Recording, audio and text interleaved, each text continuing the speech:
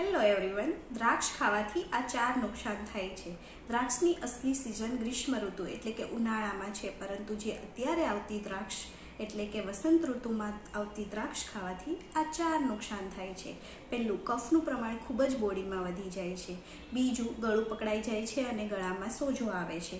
ત્રીજું, નાના બાળકો જો આ પ્રકારની દ્રાક્ષનું સેવન કરે તો તાવ, શરદી અને ઉધરસ પણ થઈ શકે છે। ચોથું, ખંજવાળ આવવી, છીકો આવવી અને શ્વાસની સમસ્યા પણ ઉત્પન્ન થઈ શકે છે। માટે હંમેશા ઉનાળામાં એટલે કે ગ્રીષ્મ ઋતુમાં આવતી દ્રાક્ષ ખાવી જોઈએ।